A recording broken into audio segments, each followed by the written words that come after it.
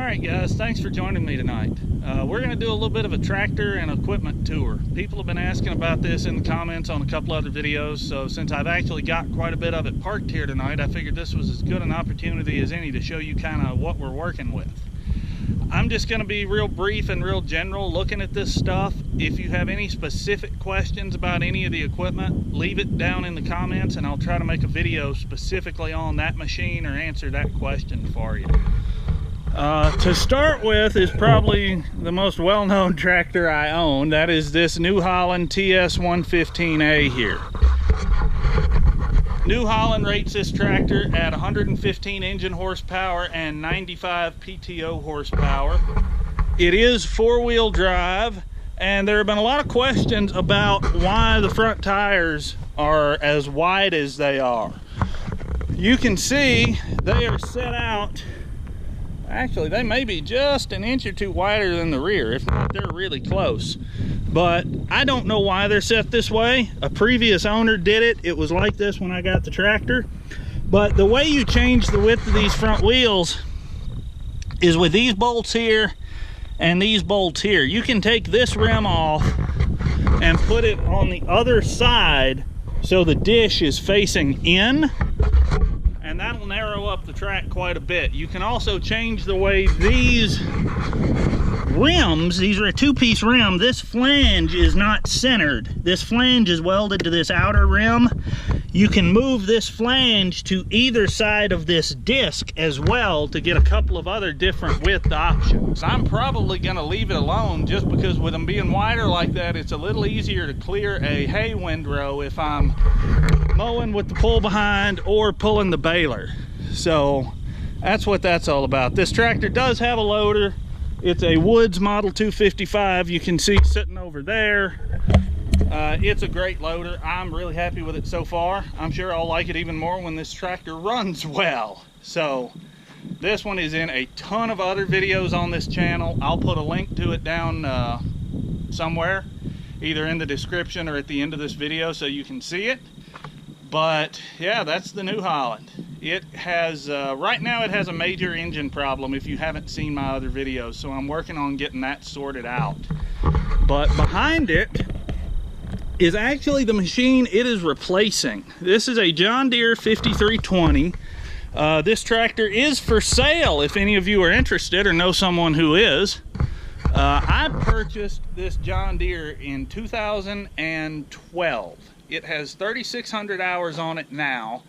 When I bought it, its previous owner, because I bought it used, its previous owner had used it to clean out underneath chicken barns down in southern Mississippi. So the entire tractor was covered in chicken barn filth, and the loader up here, the quick attach plates and the bucket were actually corroded so bad.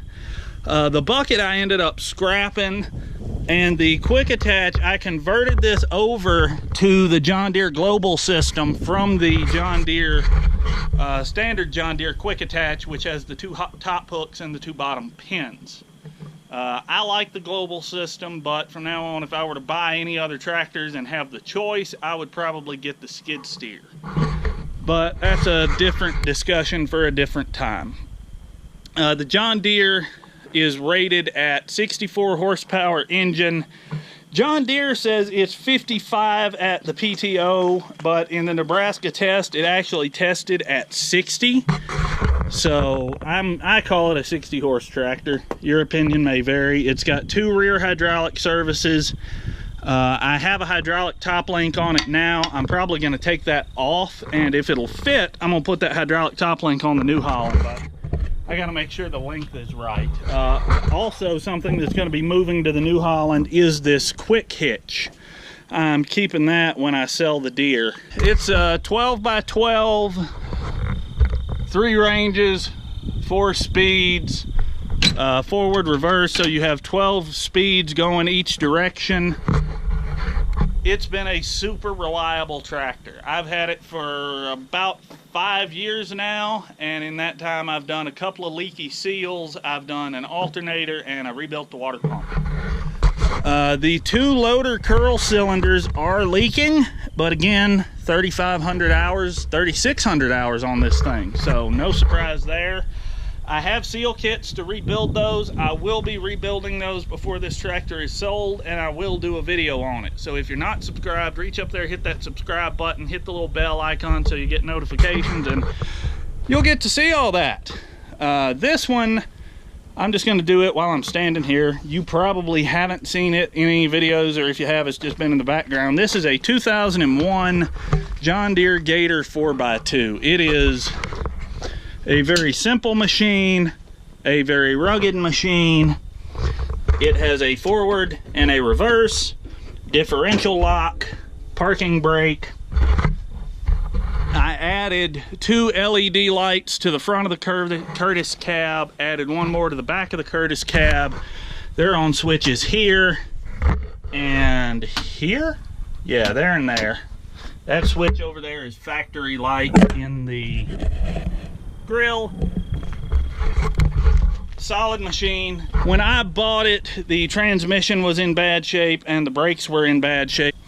So here's your drivetrain. Here's your single cylinder 10-horse engine, air cooled. Here's your forward and reverse transmission.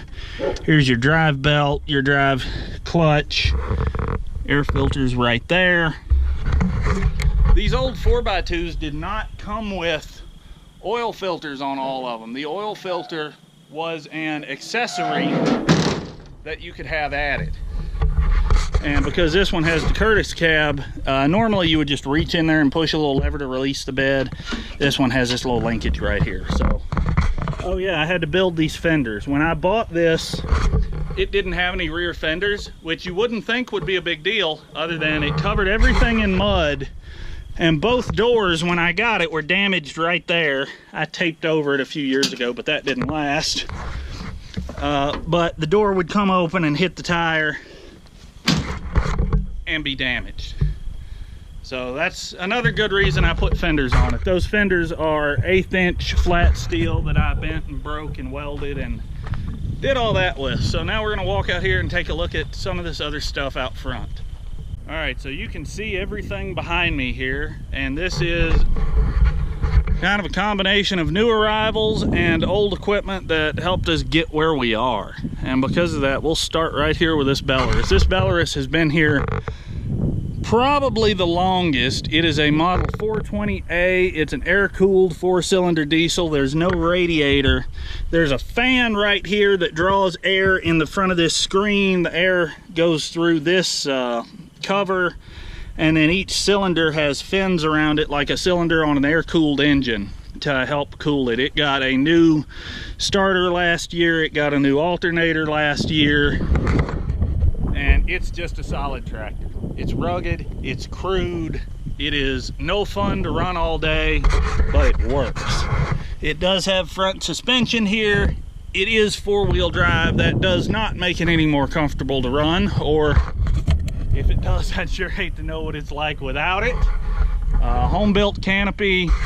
Previous owner added those selective control valves over there on that side. Should have a 3-point hitch, doesn't have it. Hasn't had it since we've had it. But overall, just an old, solid, rugged tractor. Hooked to it is another old, solid piece of equipment. This is a John Deere Model 14T square baler. You can see right there. We actually have 2 of these balers. This one is a string tie, which uses baling twine like most of us are probably familiar with. And the other one is a wire tie. We really don't see a lot of people using wire tie anymore, but it's a very small metal wire that actually ties the bales together.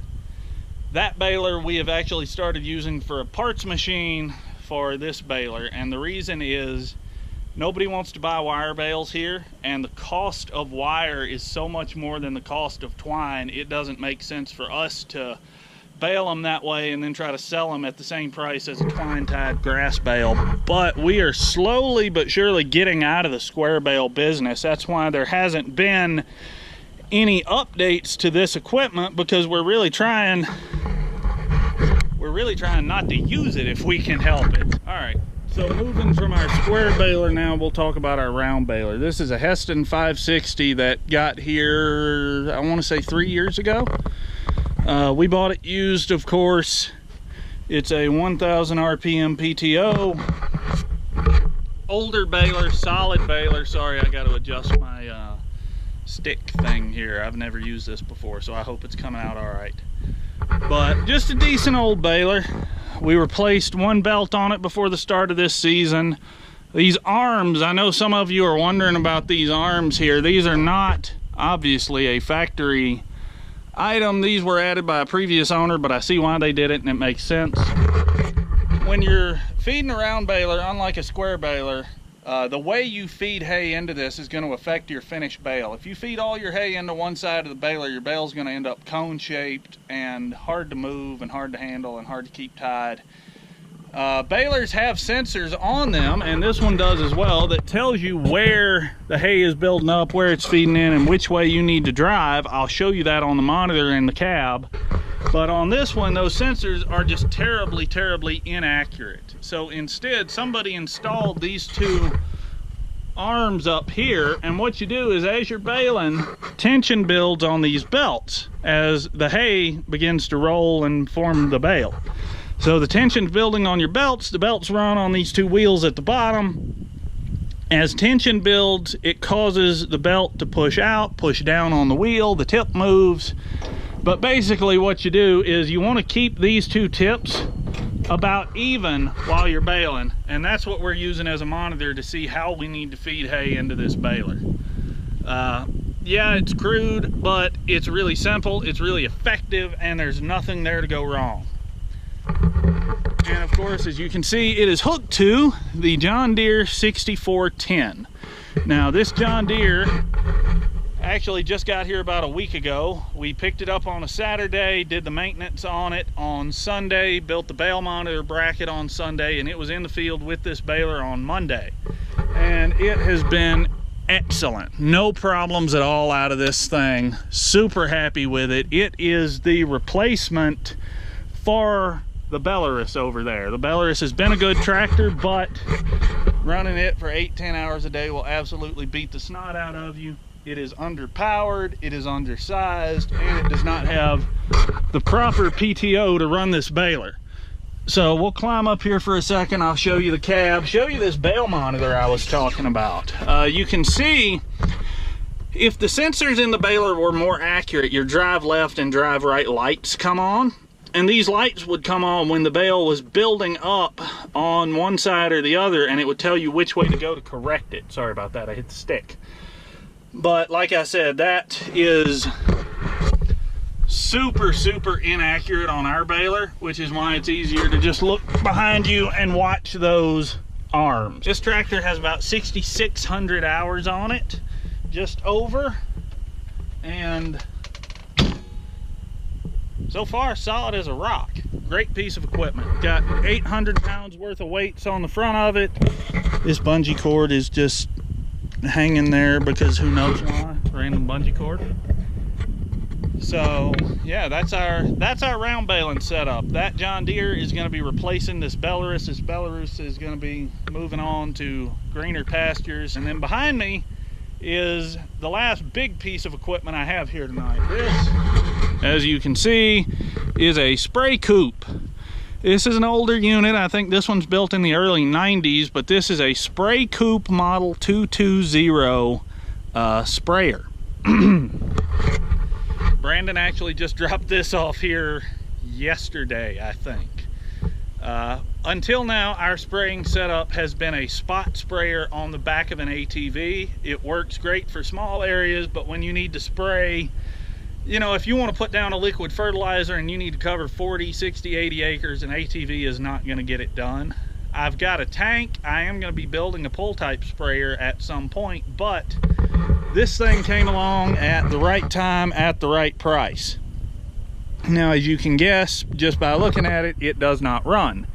It has a VW Bug gasoline engine back here.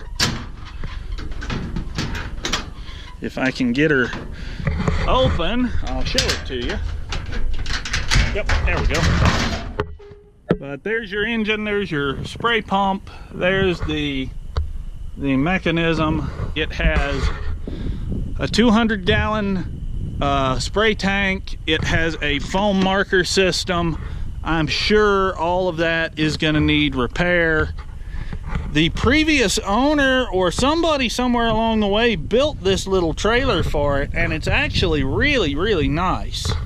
Well, it's a really good idea. It's a homemade trailer, but it's a brilliant idea because these things are designed. There's this hitch here that also looks homemade, but this here, this all thread would bolt through this hole in this pipe, and then you could hook it to a pickup or something and flat tow it where you needed it to go.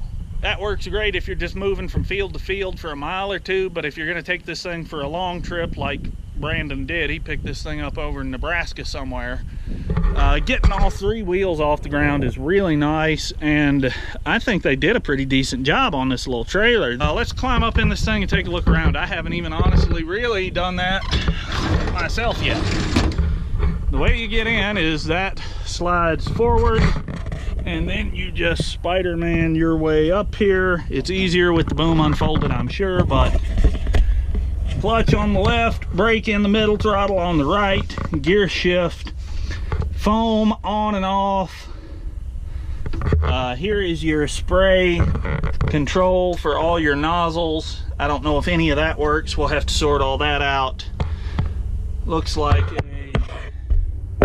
tachometer right there, and a broken rear window, and a radio. There you go. That's your Spray Coupe Model 220.